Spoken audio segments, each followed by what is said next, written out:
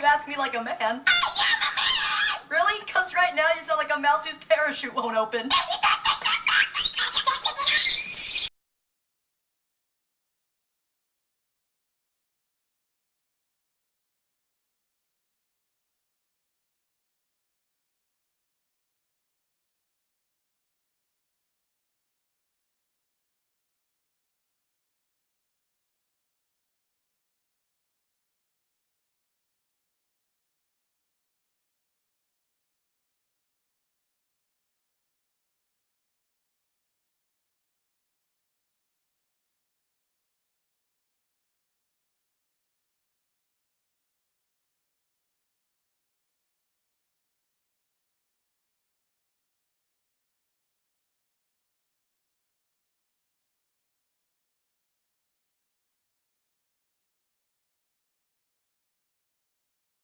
It makes you sad, doesn't it?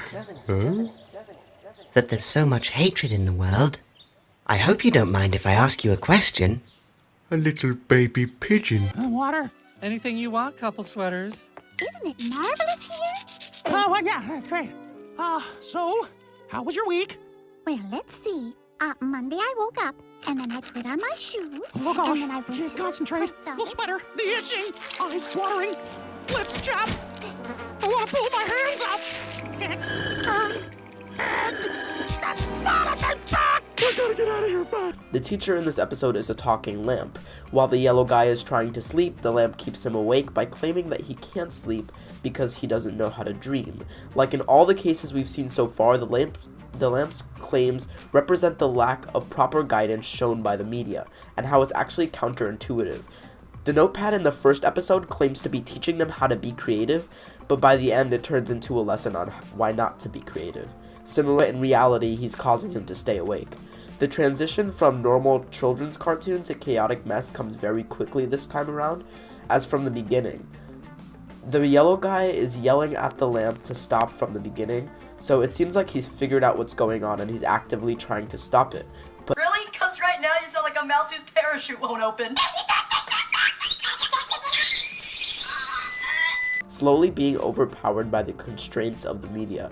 How does oil equal constraints, you ask? It was used to destroy the yellow guy's painting in the first episode, so I really do think it represents the media silencing him and its counterintuitiveness. Darkness surrounds him after being criticized and booed by his coworkers.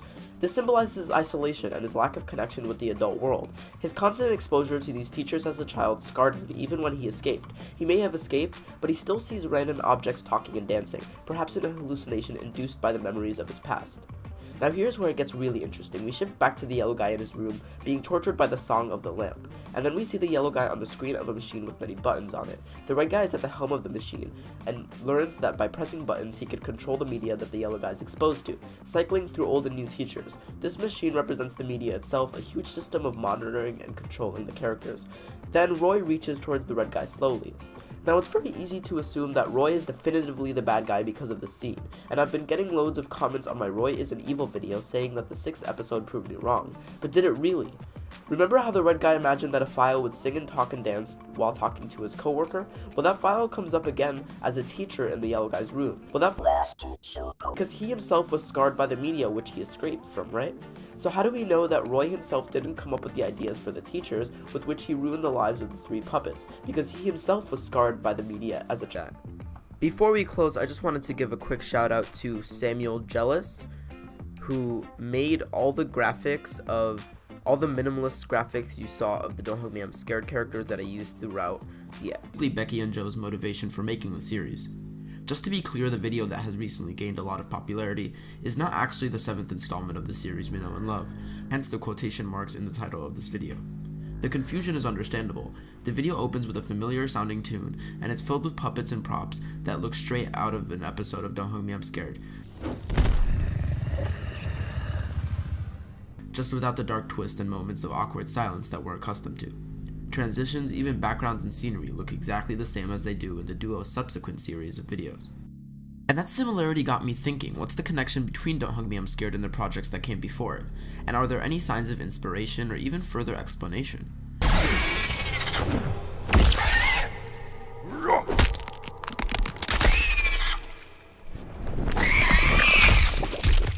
So I think it's safe to say that for much of their career before Don't Hug Me I'm Scared, they've been making a living by making videos for companies. And I feel that Don't Hug Me I'm Scared is a criticism of that.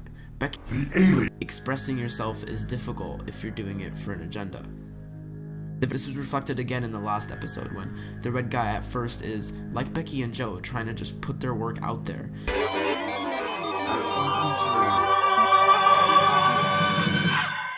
Was so controlled by the media that he went back into it like the red guy did. And I think the reason the red guy didn't follow Roy's path was seeing the pain on the yellow guy's face and seeing how Roy ended up when he took that path.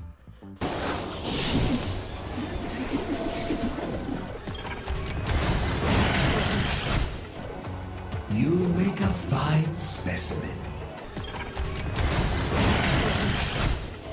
The red guy pulled the plug on the media machine, and then something strange happened. The entire series started over as if the red guy didn't change anything. See them come out way faster than this one did. The Nightmind Patreon is now fully active, with several reward tiers and donation support starting at just $1 a month. Stick around to the end of this video for the credit sequence naming all of the amazing supporters so far, who have given me the ability to do even bigger videos than this one. If you're unfamiliar with DHMIS, it's a series of short films with puppets that looks to be inspired by shows like Sesame Street. But hold on there, all you neglectful parents raising your kids off of YouTube videos. If any of you are looking it up right now to show your children, you're probably gonna want to let me finish this sentence first. Because each episode of Don't Hug Me I'm Scared features a bit of a dark turn towards the end. Like a giant can eating a duck alive. Oh yeah, you're in that part of YouTube again. But Thank you for watching, and thanks to Becky and Joe for making Don't Hug Me I'm Scared.